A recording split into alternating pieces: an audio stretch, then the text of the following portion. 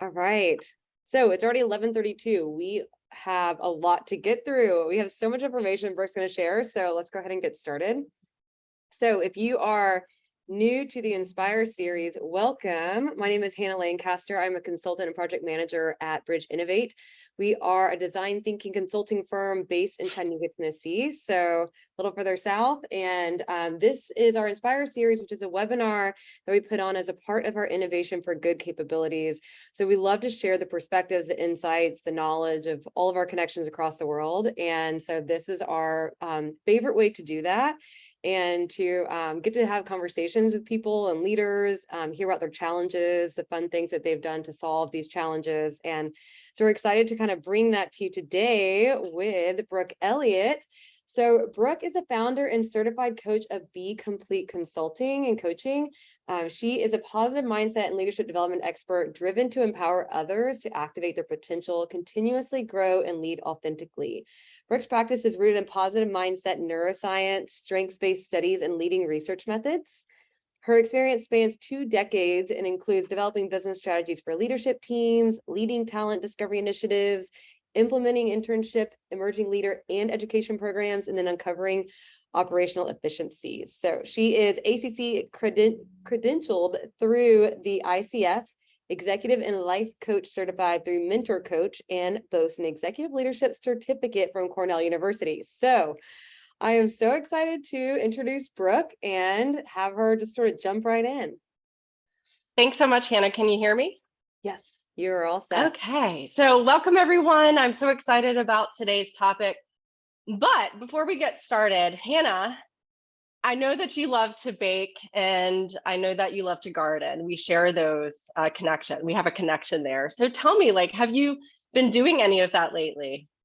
Yes, I actually have gotten really into baking sourdough bread. This is a recent thing that I finally got up the gumption to try. I feel like I had a sourdough starter for months before I did all the research and stressed myself out enough to just start it. And so now That's I'm really great. loving it. Yeah, and so I try to do it weekly, and yeah, and loving I my garlic, love that. tomatoes, and all that good stuff. Oh, wonderful. I know it's that time of the year, right? Where I bet you have a lot of things growing and it's just such fruitful, right? You get to see the fruits of your labor. Yeah. Yeah, I can say the same. I just spent some time a couple weeks ago baking 3 cakes for my mother-in-law's 70th birthday. And that was, wow, I can tell you, that was an interesting feat for sure. But yeah, so it's really great to connect with you and hear kind of what's going on. And yeah, I really enjoy getting to know you better. So thanks for that. Yeah, And absolutely. everyone, that really is a little bit about what we're going to be talking about today, right? It's connection. It's, authenticity and its true self is really understanding yourself, but it's really understanding others and those that you work with. So we're going to have a really fun-packed agenda today. We're going to talk about what is authentic leadership, the elements of authentic leadership, why it's a continuous journey, and the value that authentic leadership brings. So let's move on, Hannah. So I wanted to first and foremost provide some resources that have been an integral part of developing this presentation today. The first is the Authentic Leadership Development article that you see here. It was put together from results of a summit that Gallup Leadership Institute did back in 2005. And it's a really, really interesting article, so highly suggest it. In addition to that, Authentic Leadership by Bill George, which is actually referenced in the first article, is a really great read as well. And then if you're looking to understand self-awareness a little bit more, I'm a big proponent, advocate of Harvard Business Review. What self-awareness really is and how to cultivate it is one that I recommend. So let's get right into it. So what is authentic leadership? That is a loaded question. Today's presentation is really about, leaders who are looking to grow and make an impact in organizations. But when you think about authentic leadership, it's really easy for us to focus on the things that we know authentic leadership is not, right? You think about all the different articles that are out there that say, you know, authentic leadership or being fake or being unfortunately lying, retaliation in the workforce, if you don't walk the walk, if you don't talk the talk, if you're showing too much emotion, right? There's a lot of things out there that say what authentic leadership isn't. But what is it then? Well, it's an interesting statement here that says authentic leaders are complicated and contrived. That's a really interesting statement, right? Because contrived means that it's something that isn't natural. It's something that's managed. Well, we'll get into that in a couple slides of what that really means. So authentic leadership, it's not just about being yourself, but it's what others see in you and what you see in them. And it's really about relationships that you have with others. But I also want to make the note that authentic leadership is really still in the adolescence of its evolution of meaning, right? So there's still a lot of research going on about this topic. And you might ask, well, why, Brooke, is this important to you? Well, as a coach, it's very important to me because I have goals as a coach to ensure that people are increasing and building their self-awareness, that they're living and leading a purpose-filled life in line with their values and their strengths. They're continuously growing and they have a positive mindset in that growth. Those are really foundational building blocks to authentic leadership. And that's a lot about what I'll be unpacking today. So I also want to be transparent with you today and say that I am going to be referring to some notes because there's so much great information that I want to share, and there's no possible way that I can memorize it. I get really passionate about it. In addition to that, I also know that I am a hyperachiever as well as a strength of achiever, and I'm also a stickler, right? So because I know those things, I'm also aware of how to manage that, but also being transparent with you because there's, quite frankly, probably some connection that other people have to that. And that's a way for you to build relationship and connection with others, right? So one of the biggest reasons why this topic is important in the world today, why do we need to talk about authentic leadership? It's because we are in changing and challenging times that require it. We need to restore confidence, hope, resiliency, and connection in the workforce. We need to help people that are in search of meaning and that connection.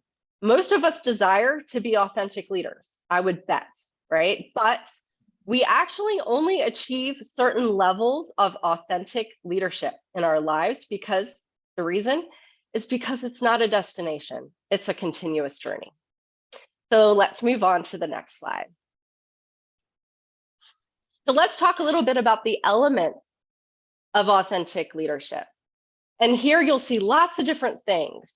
And I would ask yourself, you know, if you look in the mirror on a daily basis, how do you know if you're authentic? Like, what is that? What do you see? What do you feel? What do you know? What do you think? What do your relationships look like? So all of those elements actually make up authentic leadership. It's a balance between being distinct as an individual, but then also being aware of the culture that you're in and surrounds you. So self-awareness is absolutely a foundation along with emotional intelligence. And again, I'll refer back to that Harvard Business Review article that I mentioned earlier. Self-awareness is really understanding yourself, right? Being deeply aware of how you think and behave and how you're perceived by others as being aware of some of the things that you see on the slide, such as values and beliefs, your morals, your strengths, your confidence. And actually, a bit of this is also how confident, how resilient, and how hopeful are you? And of how high character are you when you're interacting with others in the workforce? So there's definitely an element here of emotional intelligence, because confidence, resilience, and hope are actually part of positive intelligence, which is a subset of emotional intelligence. And that's when you're really truly aware of your saboteurs, your inner critics. You're able to face them on a daily basis. And that also enables you to have self-regulation, which is a critical element of authentic leadership. So if you take it to a different level, if you're looking at all these different elements here on this page, Of course, we've got self-awareness. It's more than just introspection. It takes really understanding your value system, right? And doing some exercises to understand that. And I will say in that one article, it actually states that out of all the people that were, they did the research on, only 10 to 15% of those individuals were actually self-aware, when the majority of them thought that they were. In addition to that, there's self-regulation, right? So aligning your values with your intentions and your actions, but then also having that emotional regulation. In addition to that, you're going to see some elements on this slide that are part of what we call positive modeling. As a leader, positive modeling means that you are influencing and developing others around you, but it's based on the foundation, the values, and the strengths and the things that you have in common, and connect with the individuals on your teams. So it's those positive social exchanges that occur in your leadership realm, and the emotional, what I call emotional contagion that occurs, right? There's emotional connection, there's ability to be transparent with each other. And then there's an unbiased processing that also occurs here. So when you look at things like respect and trust, right? It's that unbiased process. How are you looking through your eyes at the individuals that you work with and beyond, in terms of, making sure that you are being clear of those biases potentially, and you're incorporating your emotional intelligence at all times. And then it's also relational transparency, right? That self-disclosure and genuinity. So you're actually very comfortable with sharing things about yourself, maybe about your life, to gain greater connection with others. And really understanding where that connection is in terms of values and strengths, so that you can together grow as a team. And it's that authentic behavior and action. Before we move on, talking about all these different elements, something that is absolutely part of authentic leadership is a couple of different things here. It's being true to yourself, rather than conforming to others' perspectives or expectations. You're motivated by personal connections versus personal benefit. You lead from your own point of view. Your actions are based on your personal values and your convictions. However, you've got to be aware of what those are, right? So there needs to be a level of self-awareness in order to move forward as an authentic leader. Brooke, Okay. I can't help but think that I feel like the best example of this is Ted Lasso. Have you watched Ted Lasso? The name is familiar, but it's not coming to me right now. He's just like all about being like a great leader. He's a soccer coach, and so all these things that you're saying, it's like just reminding me of like that's just such a good example. Yeah. But I did have a question. So in terms of developing this self-awareness, so say I'm a leader and I've been in these situations where I just have felt like I've been part of the culture, just whatever has been sort of thrown at me is just how I respond. And so I feel really disconnected from what authentic means to me. What are some of the things that you recommend, like kind of jumpstarting that process? Like if you feel lost in what that even means to you, what are some things that people can do just to like get started? Actually, that is a great segue into our next slide. So if you would like to go, so here it is. So we'll talk about why it's a continuous journey, but if you think about the foundations of authentic leadership, it's really taking it down to that self-awareness level of who am I as an individual? What is important to me? What are my values and my beliefs? What is my belief system? What do I care about? And as I go through my journey as a leader, what are my strengths? Do I know what my strengths are? But then do I also know what the value systems, the beliefs, and the strengths are of the individuals that I'm surrounded by? And how can we connect in that manner, right? How can we be the best team we absolutely can? So it really is taking it down to that real foundational level, Hannah, of understanding yourself. And the self-awareness of maybe potentially with the emotional intelligence. When do I see myself getting really charged? Or when do I see myself getting, just my emotions are greater in certain situations? That awareness, that first and foremost, that awareness of, okay, I'm noticing that. Where does that come from? And what do I do with that? What is my next step? And that is truly that PQ, that EQ and PQ. That's that positive intelligence piece, that awareness, but then also taking the steps to face those challenges and be able to be in more greater self-regulation and control. So that's where I would say authentic leadership can, if you're interested in starting someplace, this is a great place to start. And the reason why it's a continuous journey, and I love this quote, self-awareness is not a destination point, but rather an emerging process where one continually comes to understand his or her own unique talent, strength, sense of purpose, core values, beliefs, and desires. So start there, right? If you're not sure, start there. Simple values exercises I have individuals go through. You throw up a whole bunch of different value words and you have them look at them and choose the one that resonates with them. And through time, it's not something like one and done. You don't just put it away. After 6 months, go back to it. Does it still resonate with you? Are you living those values every single day? Does it really resonate with you in terms of your actions? So it's a continuous journey, because as you grow, as you learn, as you grow, and as you are, I'm going to bring the element in of continuous learning and neuro pathways. So neuroplasticity, as you gain greater experience, as you are put into more uncomfortable situations, out of your comfort zone, as you continually grow and learn, you are starting to develop those new neural pathways in your brain, and you're actually reorganizing your brain, which means that there's a possibility that your foundation of authenticity, which includes those value systems, the belief systems, the strengths, they can change as you grow. So you need to constantly be aware of that, and also be willing to relook at that foundation that you have as a leader and say, okay, I was put into this situation, I experienced that. Now after having these conversations, I think my belief system might have changed. What does that mean to my value system? What does that mean to what's important to me as a leader?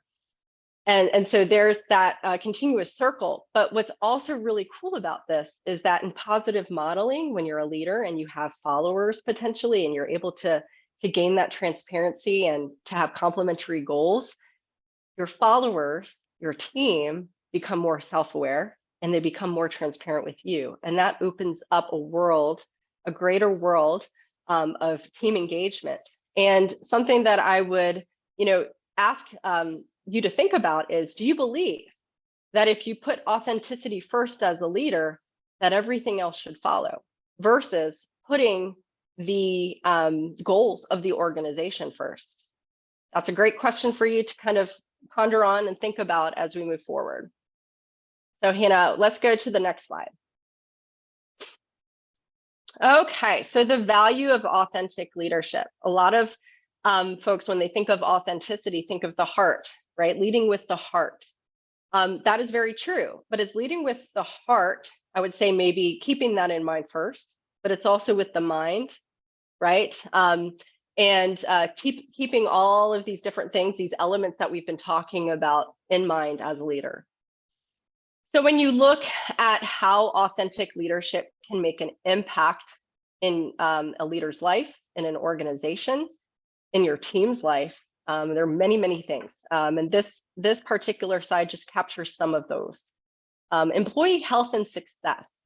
When you understand yourself and you're true to yourself, you can lead with increased self-esteem, connectedness, and focus on the right things, right? So maybe you have challenges coming at you every day.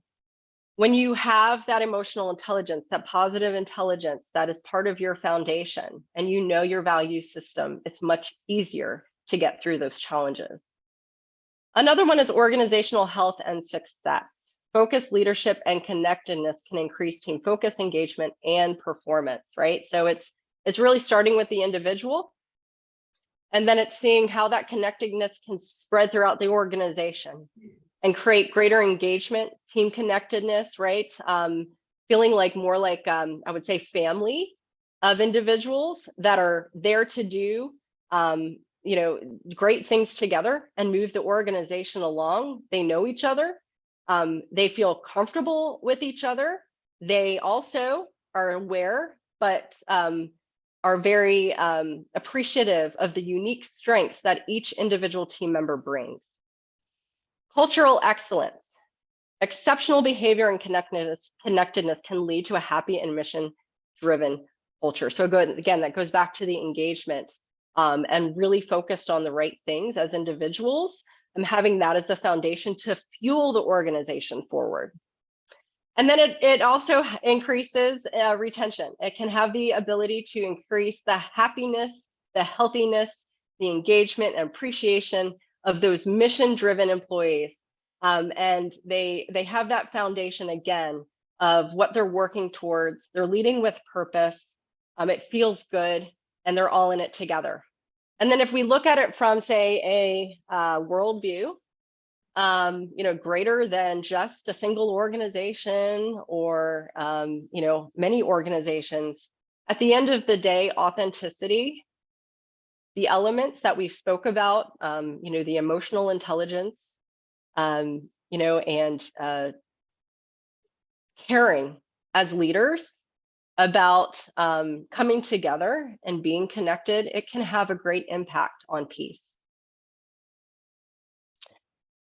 So Hannah, I know I've been talking for a long time, and I'm hoping that this was all really good information, but I do want to, before we move on, I do want to leave with one particular quote that I found very helpful in one of those articles. And it was, authentic leadership can make a difference in organizations by helping people find meaning and connection at work through 1, greater self-awareness, 2, by restoring and building optimism, confidence, and hope, 3, by promoting transparent relationships and decision-making that builds trust and commitment among followers, and 4, by fostering inclusive structures and positive ethical climates. So just wanted to leave you with that today as something to also think about. I'm happy to open up the floor to questions or even thoughts. And we do also have some questions for the audience if no one has questions of us. Yeah, thanks, Brooke. I think authentic is such a buzzword, and I love the way that you unpack this and the way that Great. you share these benefits, because I think it is such a huge thing, and it's kind of daunting to think about what that means on an individual level and the impact it can have further than that.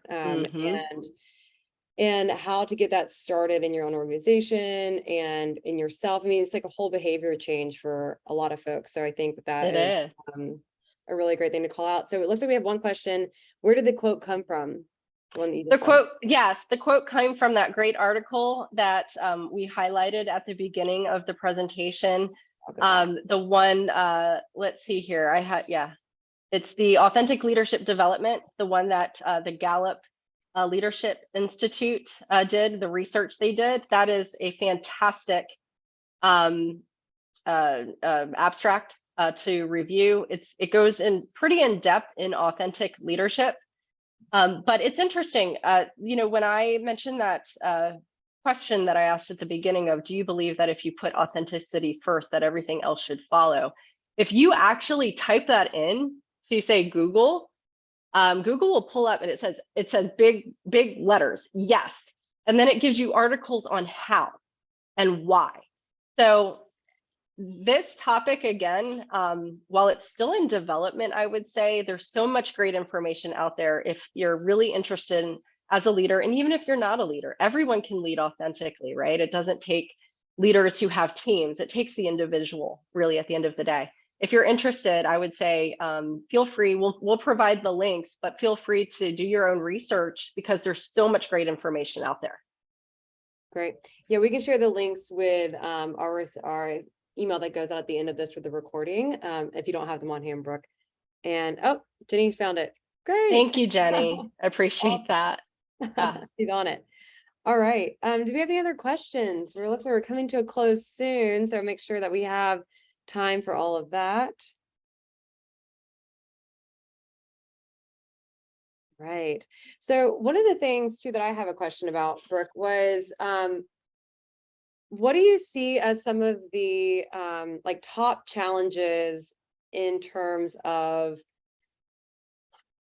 developing this authenticity in your work relationships, and then when you're meeting barriers or you're meeting this, somebody doesn't respond well to it, like how do you keep coming back to that? Sure, absolutely. It really is that connectedness. It comes back to the relationship, right? I could get into another discussion about introverts versus extroverts. Introverts tend to keep to themselves more, right? But having the discussion, being a leader that recognizes when an introvert maybe not want to share and have things pulled out of them, Right. that takes relationship building. That takes work. So I would say when there are challenges, that leaders face in really, bringing all the authentic leadership elements into play in their world, it's really being aware of the needs of the people around them and taking the time to think through, how do I approach that individual, right? Like, what would be meaningful? And Mhm. and then on the other side, if say there are challenges that folks are facing that they know creates an emotional charge, right? Okay, take a pause, right? Notice that emotional charge. Write down, journal when there's themes, right, that are occurring in your leadership journey. And how can you address that? What does that look like? And then what are the pros to addressing that? And then how can you be transparent with your team about knowing that that's something that you could work on?